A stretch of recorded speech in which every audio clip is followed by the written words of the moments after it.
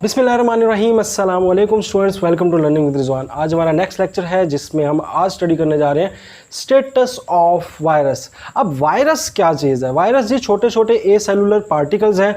ए cellular मतलब कि ये सेल नहीं है, ठीक है, इसलिए हम इसे ए सेलुलर यानी नॉन सेल आप कह लें कि सेल नहीं होती है इनके अंदर। और ये ए सेलुलर पार्टिकल्स हैं छोटे छोटे, और ये बेसिकली क्रिस्टलाइन फॉर्म में पाए जाते हैं, तकरीबन हर जगह पाए जाते हैं। और बज़ाहिर ये एक ऑर्गेनिज़म नहीं है, तो इसलिए इसको जो है लिविंग ऑर्गेनिज़म की कैटेगरी के अंदर हम डालते ही नहीं हैं। But due to some nature of living organism इसके अंदर थोड़ी सी चीज़ें लिविंग ऑर्गेनिज़म की हैं, जिसमें जो इसके अंदर डीएनए होता है या आरएनए होता है, ठीक है, छोटा मोटा नन्ना मुन्ना बीच में, और साथ इसके जो इर्द गिर्द कोट होती है वो प्रोटीन की बनी होती है। अब डीएनए भी लिविंग चीज़ है और प्रोटीन भी लिविंग के साथ ताल्लुक़ है, तो इस वजह से इसको हम बायोलॉजी में डिस्कस करते हैं, बट 5 किंगडम सिस्टम में हम इसको जगह नहीं देते।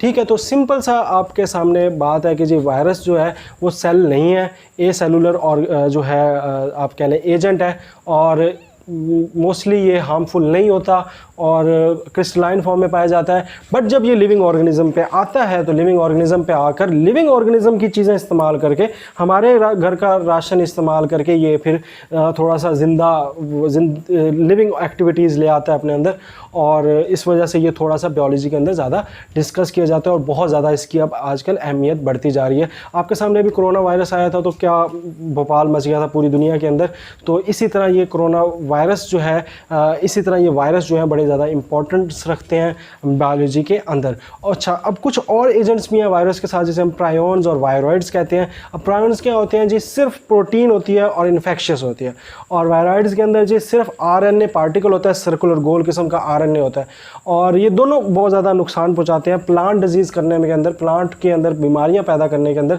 ये प्रायोन्स और वायरॉइड्स बहुत ज़्यादा अहमियत में हैं और स्टडी किए जाते हैं। तो ये थे वायरसेस, और ये इनका स्टेटस है कि भाई इसको हम ना लिविंग ऑर्गेनिज्म कह सकते हैं ना नॉन लिविंग ऑर्गेनिज्म कह सकते हैं, ये बेचारे बीच में ही हैं। बट बहुत ज़्यादा इंपॉर्टेंस है इसकी बायोलॉजी के अंदर, और उसकी इंपॉर्टेंस की वजह आपके सामने है। तो क्वेश्चन ऑफ द डे ये है कि आपने ये बताना है कि कोरोना वायरस के अलावा कौन से वायरस हैं जो पाकिस्तान के अंदर अभी भी मौजूद हैं और हमारे लिए बहुत ज़्यादा नुकसानदेह हो सकते हैं। बहुत इजी क्वेश्चन है।